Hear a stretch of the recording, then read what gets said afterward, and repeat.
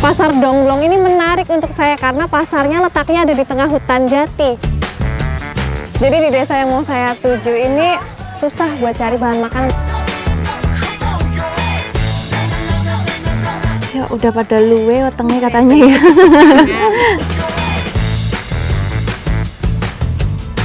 Siap ya Pak? Wah. Aduh. Wah. Aduh. Yulah. Sakit semua pundak ya Pak. Iya. Alah mantri aja nginget ya, ayo. Alah mantri aja nginget ya, ngomongin jangan ya. Aduh. Wah, ini kelompok yang lain nih. Ternyata banyak banget loh. Ini satu kampung. Ini dia mau kenalan kali ya, Pak? Aduh! Dikejar! Mami! Itu mau nyeruduk. Aduh, di belakang juga ada lagi. Mas, mau pulang aja. Aduh.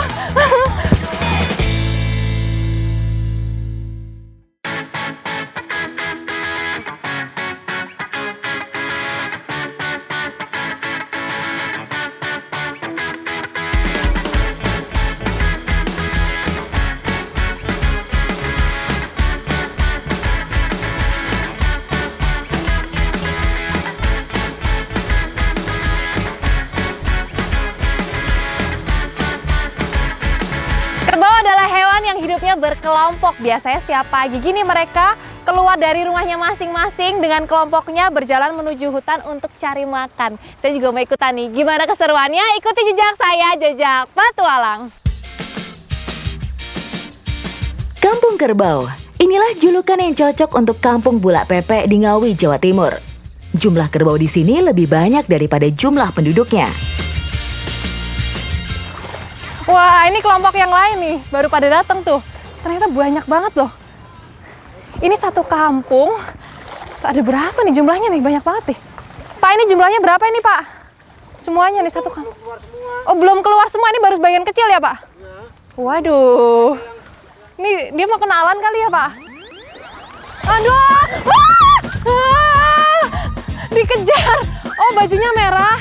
Salah kostum. Berarti jangan deket yang itu ya, Pak? Setiap hari, kerbau-kerbau diangon sebanyak 2 kali. Di pagi hari dan siang hari untuk mencari makan. Kerbau-kerbau di sini diternak dan digembala secara tradisional.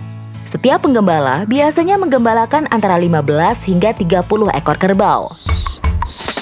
Mami! Aduh, di belakang juga ada lagi. Mas, mau pulang aja. Aduh. Ternyata kerbau itu nyeruduk baju merah tuh. Saya pikir cuma mitos, ternyata beneran. Menggiring kerbau menuju hutan tidaklah mudah. Banyak kerbau yang keluar dari rombongan dan harus digiring kembali agar tidak terpisah dari rombongan.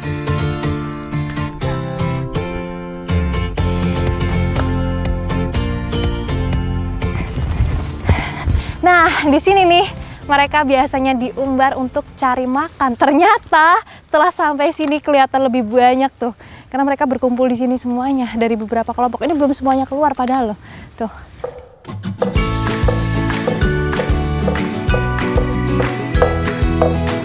Ini hiburan kalau lagi nemenin kerbau-kerbaunya makan. Bapaknya mainan itu tuh. Itu pohon tapi bisa bunyi kalau diketok-ketok. Kalau ketok ini bunyi, kerbau makan di situ. Oh. Warga Bulak Pepek memelihara kerbau lebih ke tradisi. Mereka sudah melakukannya secara turun-temurun. Sebagai hewan ternak, menurut mereka memelihara kerbau lebih gampang daripada sapi. Oh, kalau nggak kenal takut ya? Sebenarnya saya pingin tuh ngelus-ngelus kerbau yang kecil. Tapi kayaknya ibunya galak deh. Padahal saya nggak mau ngapa-ngapain, nggak akan ganggu anaknya. Tapi namanya naluri seorang ibu. Ya begitu, jagain terus tuh anaknya. Tuh. Bulak Pepek berada di tengah hutan dan ladang, sehingga kerbau-kerbau ini tak susah dalam mencari makan. Luas hutan tempat umbaran kerbau ini ternyata sampai 1.500 hektar. Dan jumlah kerbau yang ada di sini Ada di beberapa tempat di sini itu kurang lebih hampir 1000 ekor. Banyak banget. Hari menjelang sore, saatnya kerbau-kerbau ini kembali ke kandangnya masing-masing. Aduh, ketinggalan rombongan. Jadi habis makan biasanya kerbau ini langsung tuh berendam tuh. Langsung berendam. Mereka buru-buru mau minum, mungkin haus. Terus habis itu mereka butuh mendinginkan tubuhnya. Yuk ikutan yuk. Ini mereka berendam biasa berapa lama, Pak? Hah? 2 menit aja? Mandi. Ya, tenang ya. Dia tuh, mukanya si kebo, dia kayaknya menikmati banget. Enak ya, adem ya? Mandiin ya. Oh. Ih, sampai merem-merem tuh. Seneng nih kayaknya mereka. Jadi gini ya rasanya berendam bareng kerbau yang baru dikenal. Makanya saya sudah agak takut. Karena belum kenal sama karakter mereka tuh. Mereka pada ngeliatin siapa ini gitu ya. Hei, enak.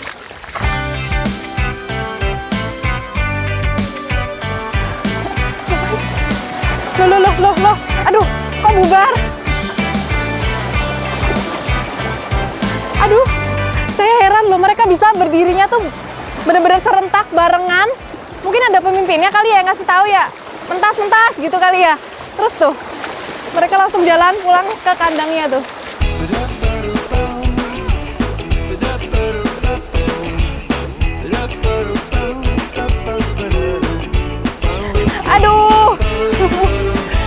Aduh, kerbaunya cepet banget larinya. Aduh, ini yang saya injek bukan lumpur. Ini kotoran kerbau, baunya sedep. Aduh, mana nih mereka udah pada pulang ya?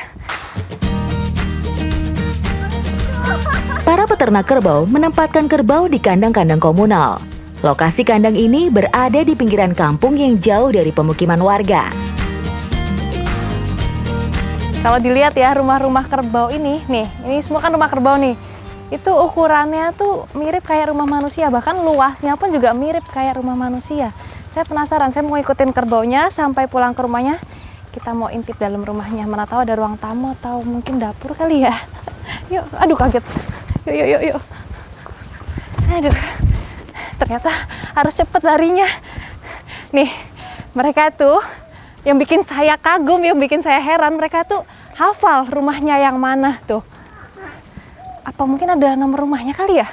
Enggak juga. Keberadaan kandang komunal ini sudah berlangsung sejak 5 tahun lalu. Warga sadar pentingnya kesehatan sehingga kerbau dipisah dari tempat tinggalnya. Awas, takut diseruduk. Rumahnya mana?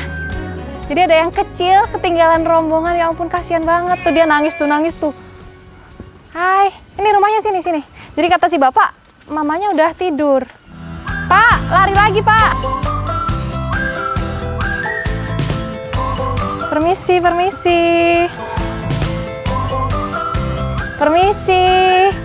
Hai. Oh jadi ternyata gini, rumah kerbau cuman kosong gini aja nih. Dan ternyata satu rumah isinya tuh bervariasi. Kalau di sini jumlahnya tuh lebih dari 10, kayaknya 13 ini tadi ya. Saya hitung. Maksimal itu bisa sampai 27 ekor. Ini rumahnya ngalang-ngalain rumah manusia. Gede loh. Hai. Kandang kerbau di sini dibangun dengan menggunakan kayu. Umumnya berukuran 6 x 9 meter. Saya mau cek rumah kerbau yang lainnya karena saya udah bertamu ke sini. Lebih baik saya pamitan dulu. Dah ya, makasih banyak ya. Dah. Setelah digembala, kerbau tidak dibiarkan begitu saja di dalam kandang, namun dirawat. Apabila ada yang kena penyakit, harus segera diobati. Ini pudingnya ini ya Pak? Iya, ini coba pegang ini agak kasar. Oh, agak kasar. Ini kan halus, ya toh? Berarti nggak begitu kelihatan ya? Iya, kalau nggak itu nggak kelihatan. Nih, pupus jatinom itu biasa digunakan sama cah angon untuk mengobati gudik, tapi nggak kelihatan gudiknya ya Pak ya? Iya. Kalau disentuh baru terasa, Iya. teksturnya memang beda. Udah. Berarti cuma dioles-olesin aja. Iya, curah-curah nggak apa-apa. Oke. Daun jati memiliki zat antioksidan, sehingga mampu mengobati penyakit kulit. Dihancurin gini ya, Pak? Ya, dibentuk gitu aja kok. Oh, gitu. Terus habis itu Gosok nih, Mbak. digosokin gini aja. Oh, alah. Sambil dielus, Pak. Iya, ini biar tenang, nggak risau. Oh, gitu. Nih, ini dioles-oles terus warnanya jadi merah. Ini bukan karena berdarah, tapi karena dari daun jatinya sendiri nih. Ini kalau ditekan-tekan nih, dibejek-bejek gini, itu warnanya jadi merah tuh.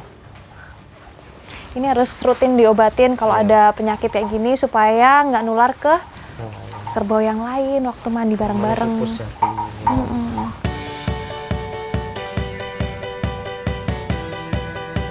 Pengalaman baru nih untuk saya bisa bertualang ke kampung kerbau terbesar se-Jawa Timur. Bahkan saya tadi bisa ikut angonnya, bisa ikut mandiin, bahkan ngobatin juga. Kayaknya udah cocok nih jadi cahangon ya, Pak? Iya, cocok banget. Ikuti jejak saya, jejak petualang.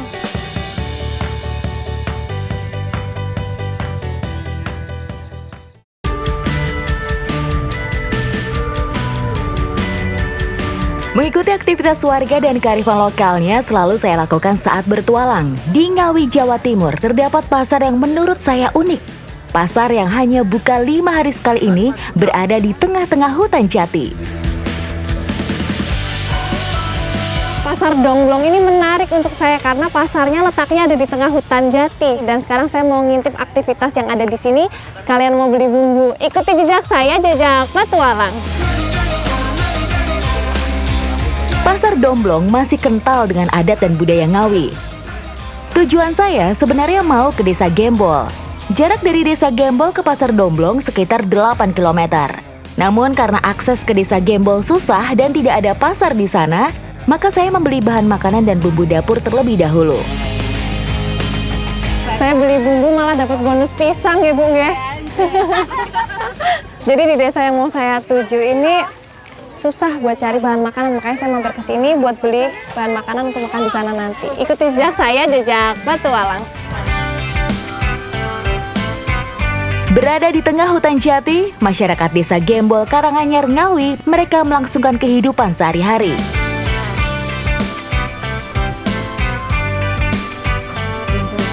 Setiap pagi biasanya ibu-ibu di Desa Gembol ini ambil air di sendang selamet. Biasanya untuk mandi, untuk cuci piring, iya ya. Masak. Cara ngambilnya cuma ditimba gini aja ya. Timbanya manual pakai tangan. Tapi nggak terlalu berat sih, Bu. Embernya kecil tuh. Tapi kalau berkali-kali ya lumayan pegel.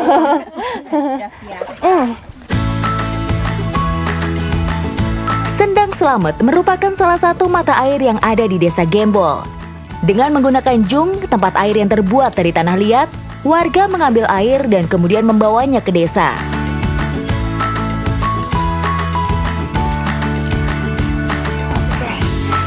Aduh. Bisa lah, Bu. Ini cara ngangkat junnya nih gini nih. Ijo nih benti soalnya. Digembol nggih, Bu. Gimbal. Kayak gembol anak ya, kayak gendong anak ya. Mengambil air seperti ini merupakan kegiatan rutin warga di pagi hari.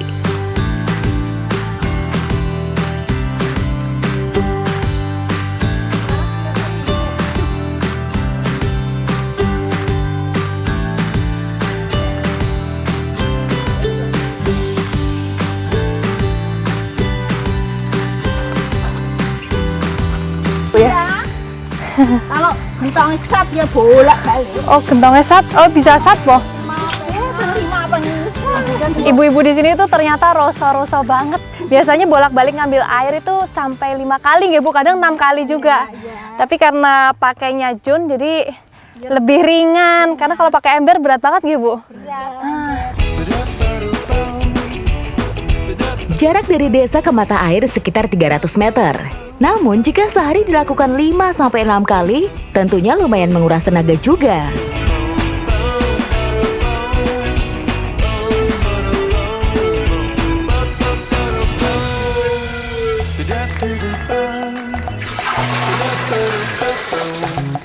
Nah, ini airnya ditampung di sini Biasanya dipakai untuk masak, untuk minum, buat cuci-cuci ya Bu ya. Oke, bisa Bu. Selain mengikuti aktivitas kesehariannya, tidak lengkap rasanya kalau saya tidak menikmati kuliner khasnya.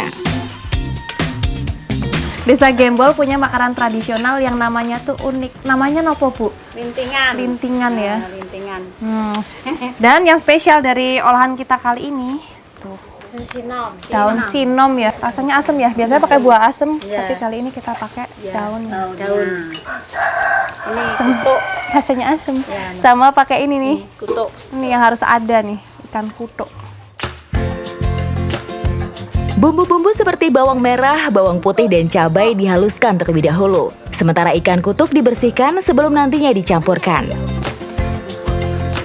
Ya Bu, camplung nah iwake. Iya. Setelah bumbu halus, kemudian dicampur dengan kelapa parut dan tomat. Daun sinom dan ikan kutuk juga dicampur jadi satu dengan bumbu. Oh, pakai daun singkong ya Bu? Iya. Ternyata pakai tambahan ini nih, daun singkong. Ini panen sendiri. Iya. Jos banget nih. Pasti enak ya, tanpa bahan kimia. Setelah semua tercampur, kemudian dibungkus dengan daun pisang. Terus dilinting ya Bu ya? Oh, ternyata nama olahannya tuh lintingan karena dilinting gini. Oh alah.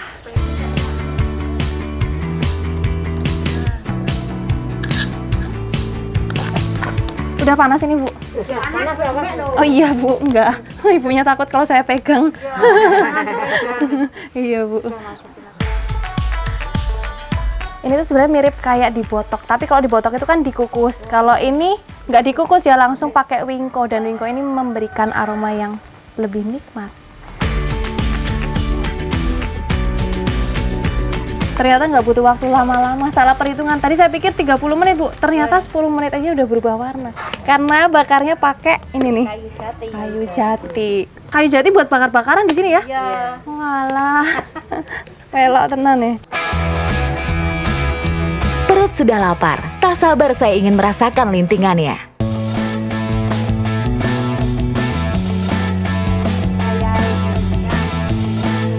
Aromanya tuh mirip kayak otak-otak ya. Ya udah pada luwe wetenge katanya ya. Udah harus makan ini.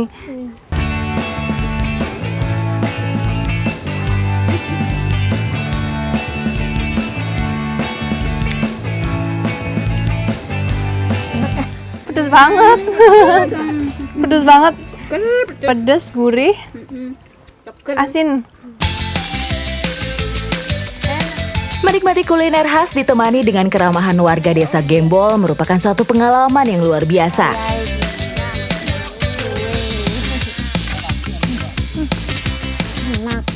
Di sini emang sering ya Bu makan bareng-bareng ini? Iya. Sama tonggone ya?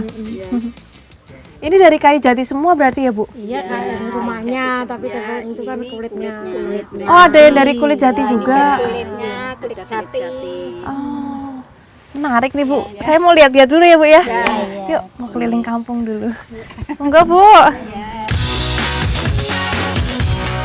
Desa Gembol terletak di areal hutan jati milik perhutani.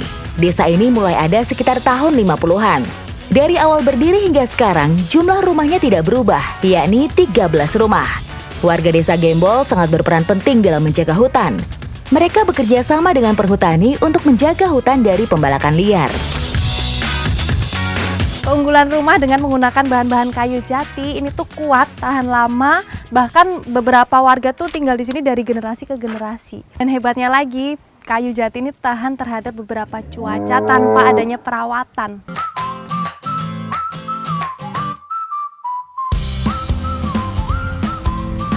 Timbal baliknya dari menjaga hutan, warga diperbolehkan memanfaatkan limbah kayu jati. Kalau tadi saya udah bantuin ibu-ibu buat ambil air, sekarang saya bantuin bapak-bapak buat ambil kulit pohon jati ini. Biasanya dimanfaatin untuk macam-macam, untuk bangun rumah, untuk bikin gubuk, untuk bikin kandang. Sebelum kita manfaatin, kita ambil dulu. Ngawi merupakan salah satu daerah penghasil kayu jati terbaik. Kayu jati Ngawi merupakan primadona. Harganya bisa mencapai puluhan juta rupiah per kubiknya. Pohon jati ini tuh pohon dengan penghasil kayu terbaik. Tapi untuk menghasilkan kayu yang terbaik harus diteres dulu nih.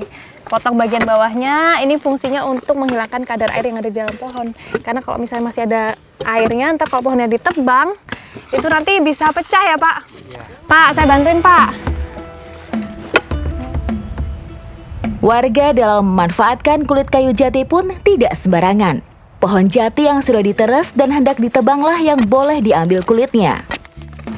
Usia pohon yang bisa diambil kulitnya dengan kualitas kulit yang bagus itu usianya sekitar 30 sampai 40 tahun.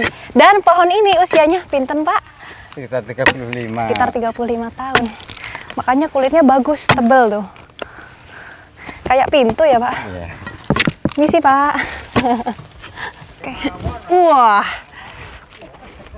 Aduh, berat ya Pak. Abot. Sepertiga dari wilayah Kabupaten Ngawi adalah hutan jati, yaitu sekitar 45.000 hektar. Unsur tanah Ngawi yang baik sangat mendukung tumbuhnya kayu jati yang berkualitas. Saya ngelanting maksud saya. Alah, wentengin ya Pak. Meski banyak pohon jati yang sudah mau ditebang, namun warga juga memanfaatkan kulitnya dengan bijak.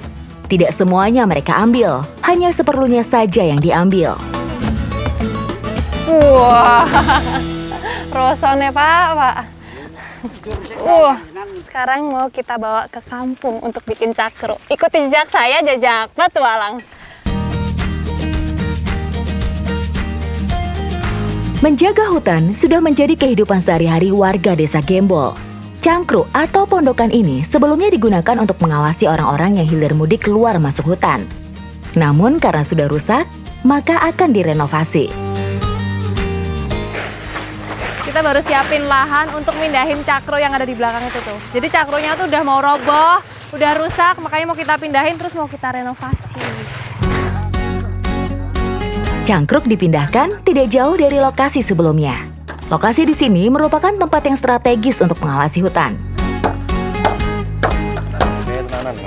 Nah ini genteng-gentengnya tuh harus diturunin dulu karena kalau nggak diturunin waktu mindahin nanti bisa ambruk karena kayunya juga udah lapuk.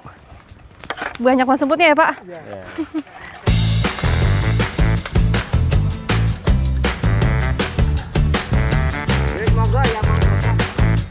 Niki Mbah, kalih putu neng nggih Mbah.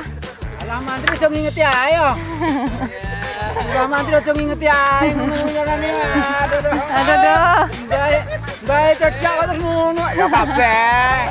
Oh, aku barang ngono kok. Ini biar nggak terasa capek makanya sambil bercandaan tuh, saut-sautan sama di sana tuh.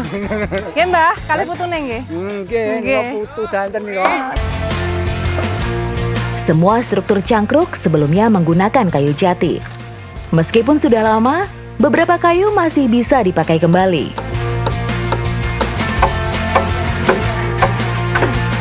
Kayu jati, keras banget Pak. Perasaan nggak berubah pakunya Pak, kayaknya sama-sama aja nih Pak. Keras loh kayaknya loh. Ini makin tua makin keras ya Pak.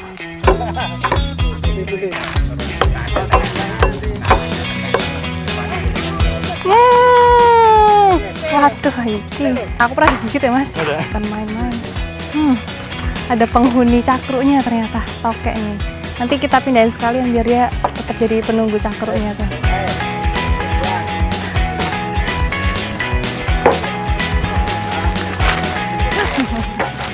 Takut lompat tokeknya. Dah. Salah satu alasan cangkruk harus dipindah karena banyak ditemukan rayap. Ya.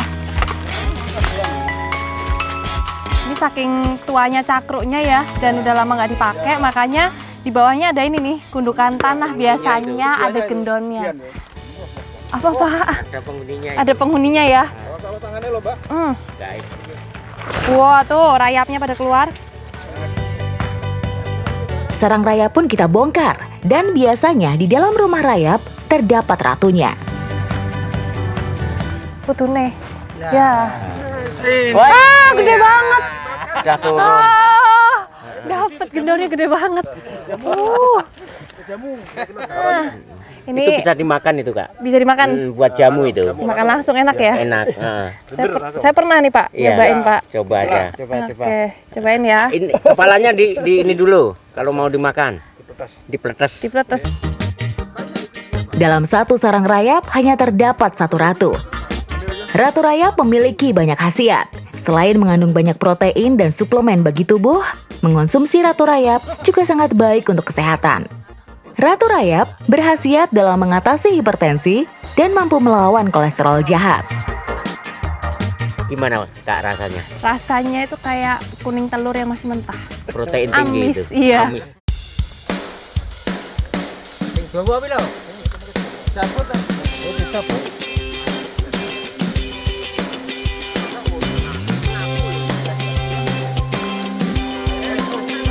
Siap ya Pak? Wah. Aduh. Wow. Terus Pak. Aduh, yolah. Aduh, ini angkat udah rame-rame tapi tetap aja kerasa berat ya Pak. Aduh. Tuh ada yang ngasih aba-aba tuh. Tuh. Terus Pak. Ini mindahinnya jaraknya tuh cuman beberapa meter aja tapi aduh. Sakit semua pundak ya Pak.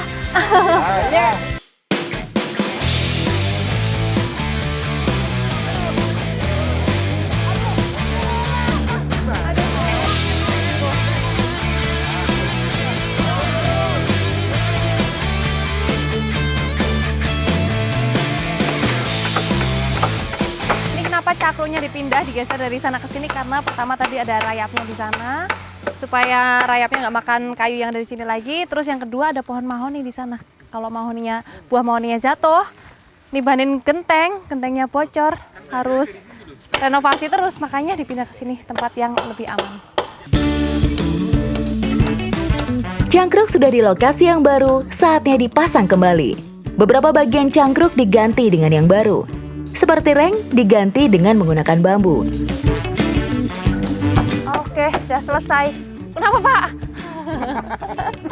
Rengnya udah selesai dipasang, waktunya kita pasang gentengnya.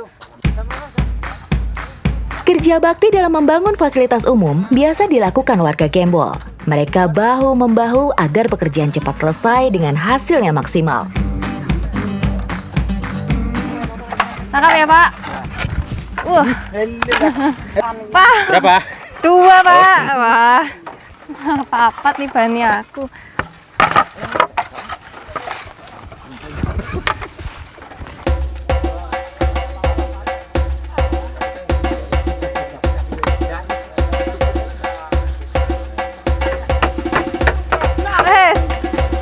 Ngetan Pak, ngetan. Nah ini kulit kayu jatinya kita pakai untuk bikin lincah. Waduh beratnya Pak. Aduh Pak. Berat. Kulit jati yang kita ambil dari hutan dipakai untuk alas tempat duduk cangkruk. 2, 3.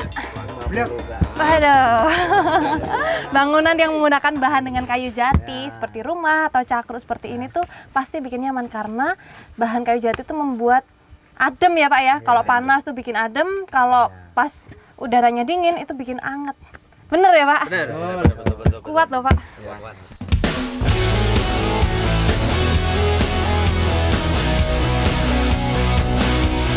Filosofi Jawa sepi ing pamrih, rame ing gawe. Artinya kita bekerja bersama-sama tanpa mengharapkan imbalan. Hasilnya seperti ini nih. Ikuti jejak saya, Jejak Petualang.